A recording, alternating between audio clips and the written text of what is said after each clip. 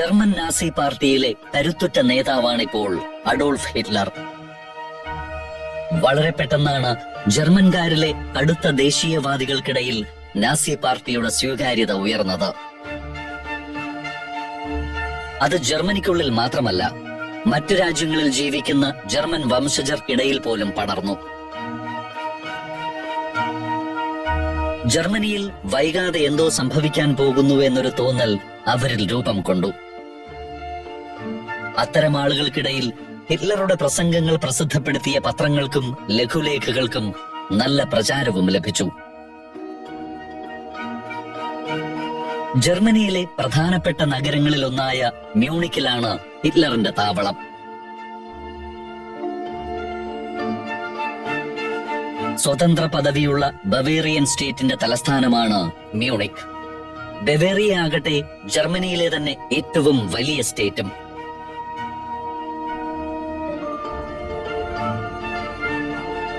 Hitler മ്യൂണിക്കിന്റെ രാഷ്ട്രീയ മണ്ഡലത്തിലേക്ക് പ്രവേശിക്കുന്നതിന് മുൻപ് ബവേറിയയുടെ സ്വതന്ത്ര പദവിക്ക് വേണ്ടി വാദിക്കുന്നവരുടെ ഒരു ചെറുകൂട്ടമായിരുന്നു ജർമ്മൻ വർക്കേഴ്സ് പാർട്ടി.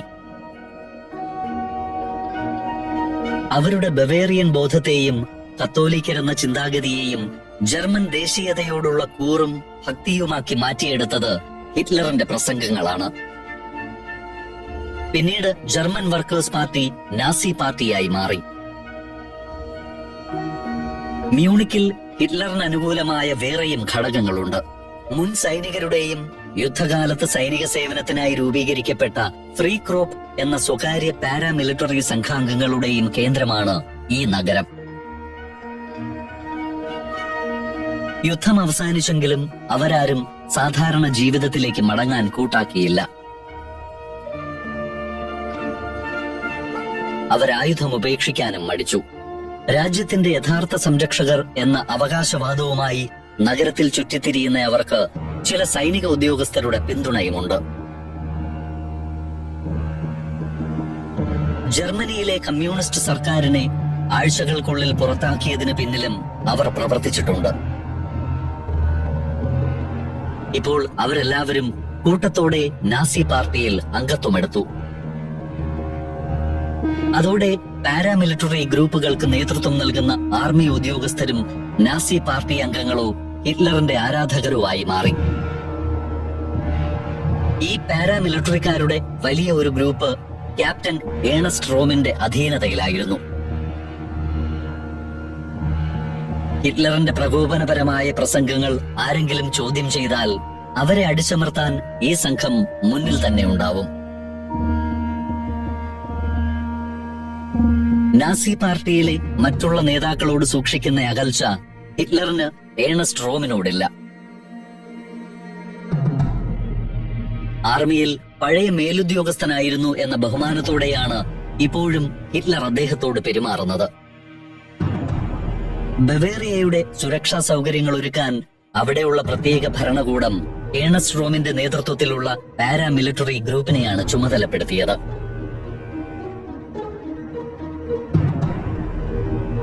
അയാൾക്ക് ഭരണത്തിൽ സ്വാധീനവും പിടിപാടുമുണ്ട്.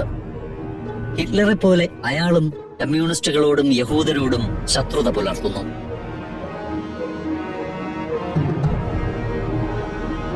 ഹിറ്റ്ലറിന്റെ ഒരു പൊതുയോഗം കേൾക്കാനെത്തിയ കമ്മ്യൂണിസ്റ്റുകാരെ ശാരീരികമായി കൈകാര്യം ചെയ്ത സംഭവത്തിന് ശേഷം ഒരിക്കൽ ഹിറ്റ്ലർ റോമിനെ കാണാൻ പോയി.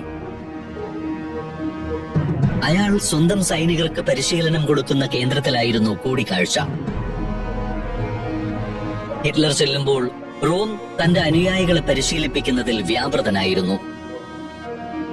ഹിറ്റ്ലർ ഭയം കലർന്ന ബഹുമാനം പ്രകടമാക്കിക്കൊണ്ട് അയാളുടെ അടുത്തെത്തി. നിങ്ങളെപ്പോലെ കൂടുതൽ ആളുകളെ നമ്മുടെ പാർട്ടിക്ക് ആവശ്യമുണ്ട്, ഹിറ്റ്ലർ പറഞ്ഞു. ഹിറ്റ്ലറിന്റെ ആ അഭ്യർത്ഥനയ്ക്ക് മറുപടിയായി ഞങ്ങളെല്ലാവരും പാർട്ടിക്കൊപ്പം തന്നെയുണ്ട് എന്ന് റോമും മറുപടി പറഞ്ഞു. ഞങ്ങൾക്ക് കമ്മ്യൂണിസ്റ്റുകളെ വെറുപ്പാണ്. അവർ എവിടെയെല്ലാം പോകുന്നു അവിടെയെല്ലാം അവരെ എതിർക്കാൻ ഞങ്ങളുമുണ്ടാകും. നാസി പാർട്ടിക്ക് വേണ്ടി ഞങ്ങൾ കൂടുതലായി എന്തെങ്കിലും ചെയ്യണോ വേണ്ടയോ എന്ന കാര്യം പൂർണ്ണമായും നിങ്ങളെ ആശ്രയിച്ചിരിക്കുന്നു, റോം പറഞ്ഞു. ഹിറ്റ്ലർ റോമിനോടൽപ്പം വിനീതമായി തന്നെ പെരുമാറി. അയാൾ റോമിന്റെ എന്തോ സഹായം തേടുകയാണ് എന്ന് വ്യക്തം. ഞാൻ എല്ലായ്പ്പോഴും നിങ്ങളുടെ ഒരു ആരാധകനാണെന്ന് അറിയാമല്ലോ, ഹിറ്റ്ലർ വീണ്ടും പറഞ്ഞു. ഹിറ്റ്ലർ എന്താണ് പറയാൻ ആഗ്രഹിക്കുന്നതെന്ന് റോമിനറിയാം.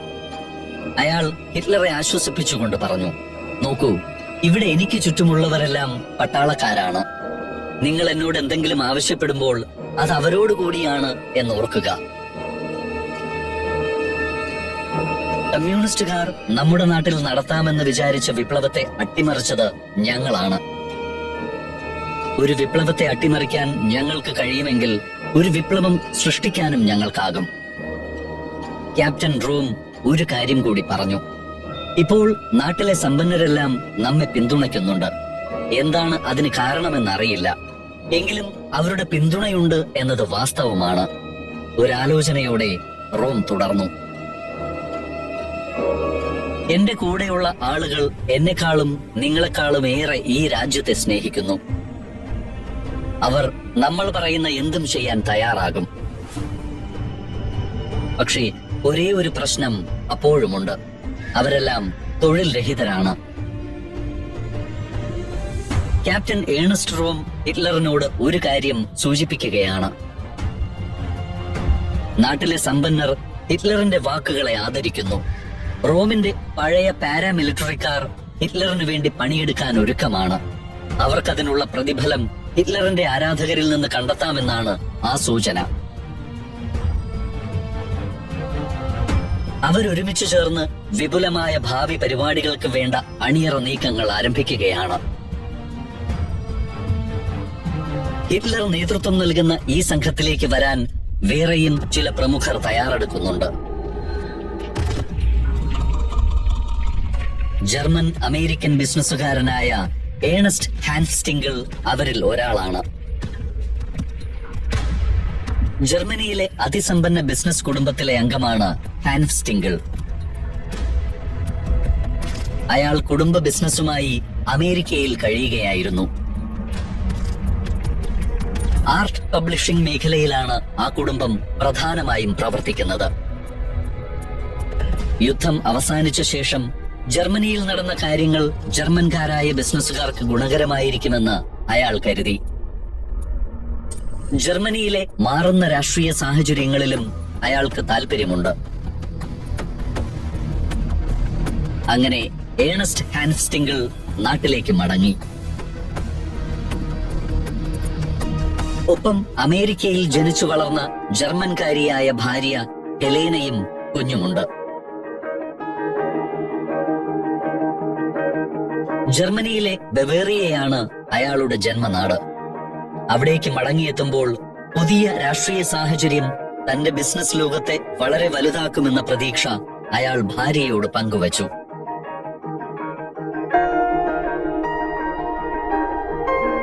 നാട്ടിലെത്തിയ ഏണസ്റ്റ് ഹാൻസ്റ്റിംഗിൾ ബെർലിനിൽ പോയി അമേരിക്കൻ എംബസിയിലെ മിലിറ്ററി അറ്റാഷയായ ട്രൂമാൻ സ്മിത്തിനെ കണ്ടു. ട്രൂമാൻ സ്മിത്താണ് ഹാൻസ്റ്റിംഗിളിനോട് നാസി പാർട്ടിയെക്കുറിച്ച് പറഞ്ഞതും ഹിറ്റ്ലറെ പോയി കാണാൻ നിർദ്ദേശിച്ചതും. അങ്ങനെ മ്യൂണിക്കിലെ ബിയർ ഹാളുകളിൽ ഒന്നിൽ നടക്കുന്ന ഹിറ്റ്ലറിന്റെ പതിവ് പ്രസംഗം കേൾക്കാൻ അയാളും പോയി. വേദിയിലേക്ക് ഹിറ്റ്ലർ നടന്നു വരുന്നത് ഹാൻസ്റ്റിംഗിൾ മറ്റുള്ളവർക്കൊപ്പം കണ്ടുനിന്നു. കൊറിയ രൂപമുള്ള ഒരു സാധാരണക്കാരൻ. റെയിൽവേ സ്റ്റേഷനിൽ കാണാറുള്ള വെയിറ്റർമാരെ പോലെയുണ്ട്, ഹാൻസ്റ്റിംഗിൾ വിചാരിച്ചു. എന്നാൽ അയാൾ വേദിയിലെത്തിയതോടെ രംഗമാകെ മാറി. അയാളുടെ പേര് അനൗൺസ് ചെയ്തപ്പോൾ തന്നെ ആളുകൾ കൈയടിയും ആർപ്പുവിളിയും തുടങ്ങി. കൃത്യമായി അളന്നു മുറിച്ച കാൽവയ്പുകളോടെ ഹിറ്റ്ലർ മൈക്കിന് മുന്നിലെത്തി. ജനങ്ങളെ ഇളക്കിമറിക്കുന്ന വികാര പ്രകടനങ്ങൾ കൊണ്ട് ഹിറ്റ്ലർ പതിവ് പോലെ സദസ്സിനെ കയ്യിലെടുത്തു.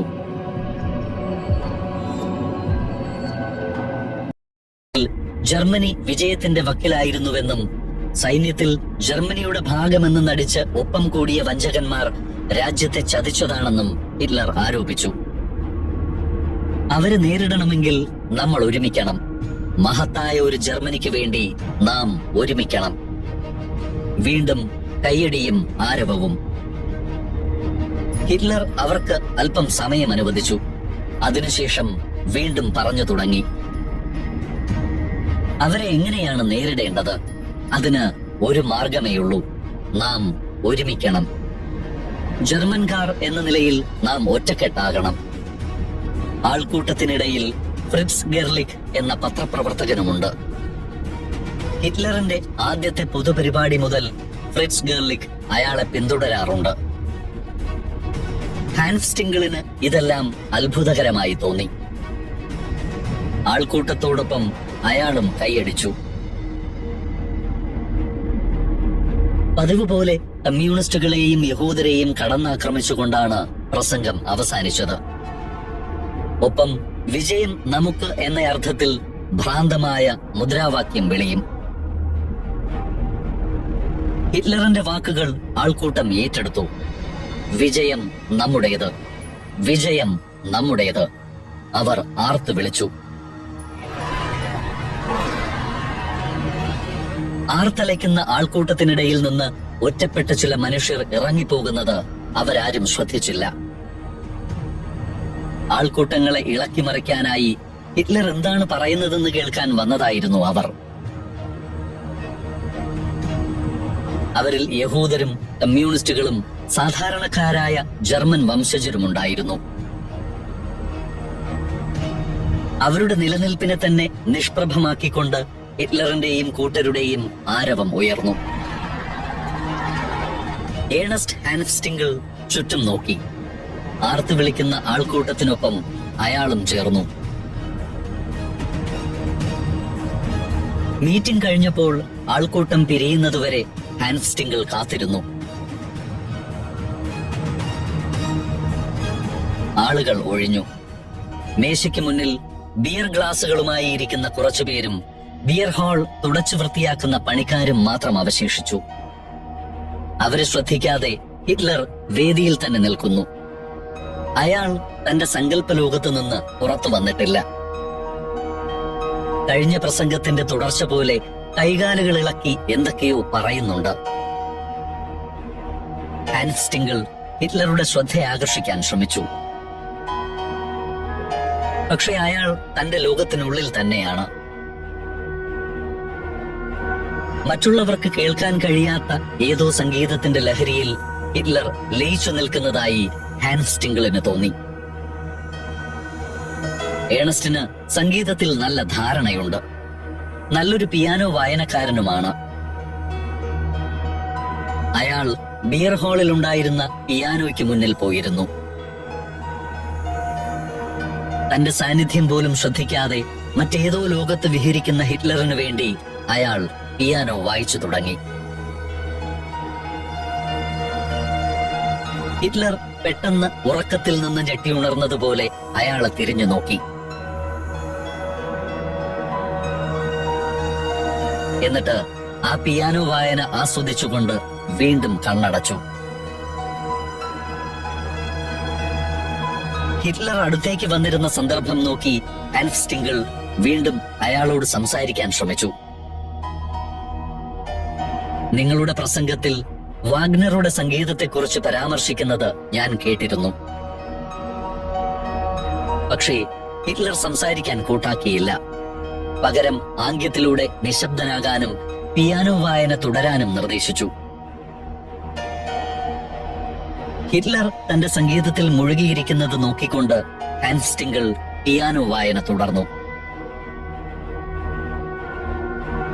രാഷ്ട്രീയ ശത്രുക്കൾക്ക് ഒരു ബുള്ളറ്റ് കൊണ്ട് മറുപടി കൊടുക്കാൻ നിർദ്ദേശിക്കുന്ന ഹിറ്റ്ലറുടെ കണ്ണ് സംഗീതത്തിന്റെ ലഹരിയിൽ നിറഞ്ഞൊഴുകുന്നു. അതൊരു പുതിയ സൗഹൃദത്തിന്റെ തുടക്കമായിരുന്നു. ഒരുപക്ഷെ ഹിറ്റ്ലറിന്റെ ജീവിതത്തിലെ ആദ്യത്തെ സുഹൃത്തായി ഹാൻസ് സ്റ്റിംഗിൾ.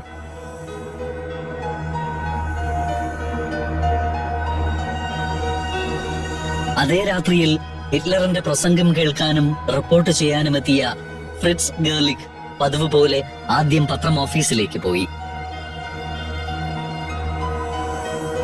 അയാൾക്ക് വീട്ടിലെത്താൻ തിടുക്കമുണ്ട്. അവിടെ ഭാര്യ കാത്തിരിക്കുന്നു. എങ്കിലും എത്ര വൈകിയാലും പണി പൂർത്തിയാക്കാതെ അയാൾ വീട്ടിലേക്ക് പോകാറില്ല. ജർമ്മൻ വർക്കേഴ്സ് പാർട്ടി ആദ്യമായി ഹിറ്റ്ലറിനെ ജനങ്ങൾക്ക് മുന്നിൽ അവതരിപ്പിച്ചപ്പോൾ മുതലുള്ള അയാളുടെ ഒരു പ്രസംഗവും ഗെർലിക് ഒഴിവാക്കിയിട്ടുമില്ല. രാഷ്ട്രീയവും പത്രപ്രവർത്തനവും കുടുംബവും അയാൾക്ക് ഒരുപോലെ പ്രിയപ്പെട്ടതാണ്. ഫ്രിറ്റ്സ് ഗെർലിക് വിവാഹിതനായിട്ട് അധിക കാലമായിട്ടില്ല. വിവാഹ ദിനത്തിൽ പോലും വാർത്തകൾ റിപ്പോർട്ട് ചെയ്യാൻ പോയ ആളെന്ന് സുഹൃത്തുക്കൾ ഫ്രിറ്റ്സ് ഗെർലിക്കിനെ കുറിച്ച് പറയുന്നത് തമാശയല്ല, സത്യമാണ്. വധുവിനും പുരോഹിതനും അയാൾ പള്ളിയിൽ എത്തുന്നതിന് വേണ്ടി കാത്തിരിക്കേണ്ടി വന്നിട്ടുണ്ട്. പത്ര റിപ്പോർട്ടിംഗുമായി ബന്ധപ്പെട്ട് ദിവസവും നടക്കുന്ന കാര്യങ്ങളെല്ലാം ഫ്രിറ്റ്സ് ഗെർലിക് ഭാര്യയോട് സംസാരിക്കും. പത്രപ്രവർത്തനം അയാൾക്കൊരു ജോലി മാത്രമല്ല. ഹിറ്റ്ലറിൽ മാത്രമല്ല, ജർമ്മനിയിൽ യുദ്ധത്തിന് ശേഷമുണ്ടായ പുതിയ മൂവ്മെന്റുകളിലെല്ലാം അയാൾക്ക് പ്രതീക്ഷയുണ്ട്.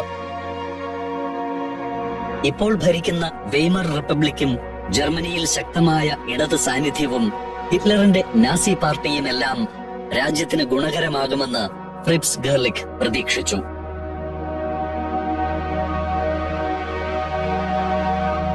ഹിറ്റ്ലർ അത്തരം ആളുകളെ ഒന്നും ശ്രദ്ധിച്ചില്ല. സമൂഹത്തിലെ ഉന്നതരോടുള്ള സൗഹൃദമാണ് അയാൾ ആഗ്രഹിച്ചത്. ബിയർ ഹാളിലെ പ്രസംഗത്തിന് ശേഷം തന്നെ കാണാനെത്തിയ ഏണസ്റ്റ് ഹാൻസ്റ്റിംഗിൾ അത്തരത്തിൽ ഒരാളാണ് എന്നതിൽ സംശയമില്ല. ഹിറ്റ്ലർ അയാളുമായി പെട്ടെന്നടുത്തു. ഒരു ദിവസം അവരിരുവരും സംസാരിച്ചുകൊണ്ട് റോഡിലൂടെ നടക്കുകയാണ്. ഹിറ്റ്ലർ കാണാൻ ആഗ്രഹിക്കുന്ന തന്റെ ചില സുഹൃത്തുക്കളെ കുറിച്ചാണ് ഹാൻസ്റ്റിംഗിൾ പറയുന്നത്. ബിയർ ഹാളിൽ വന്ന് ഒരു പരിപാടിയിൽ പങ്കെടുക്കാൻ താല്പര്യമില്ലാത്ത പലരും താങ്കളുടെ പ്രസംഗം കേൾക്കാൻ ആഗ്രഹിക്കുന്നതായി എനിക്കറിയാം, ഹാൻസ്റ്റിംഗിൾ ഹിറ്റ്ലറിനോട് പറഞ്ഞു. സമൂഹത്തിലെ ഉന്നതരുടെ കാര്യമല്ലേ താങ്കൾ പറയുന്നത്?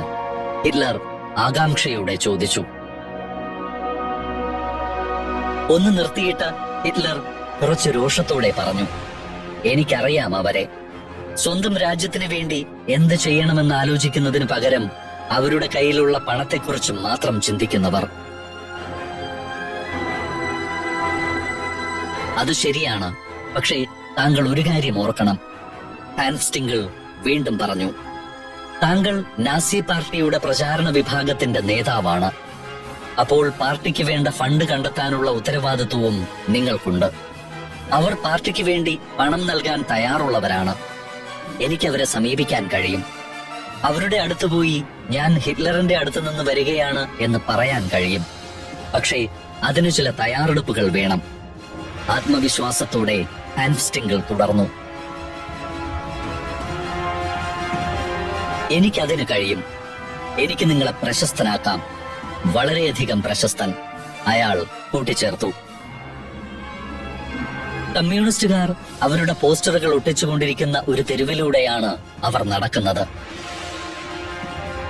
പെട്ടെന്ന് ഹാൻസ്റ്റിംഗിൾ ഒരു പോസ്റ്ററിന് മുന്നിൽ നിന്നു. ഇദ്ദേഹത്തെക്കാൾ അധികം പ്രശസ്തൻ. ഭിത്തിയിലെ ലെനിന്റെ പോസ്റ്റർ കാണിച്ചുകൊണ്ട് അയാൾ പറഞ്ഞു, എനിക്കറിയാം അവർ നിങ്ങളുടെ ശത്രുക്കളാണെന്ന്, പക്ഷേ ഈ നിറം നിങ്ങളുടെ കണ്ണുകളെ ആകർഷിക്കുന്നുണ്ട്, ഇല്ലേ? ഹിറ്റ്ലർ കുറച്ചമ്പരപ്പോടെ ചുറ്റും നോക്കി. ഹാൻസ്റ്റിംഗിൾ പറയുന്നത് ശരിയാണ്. അവരുടെ പോസ്റ്ററുകൾ വളരെ ആകർഷകമാണ്.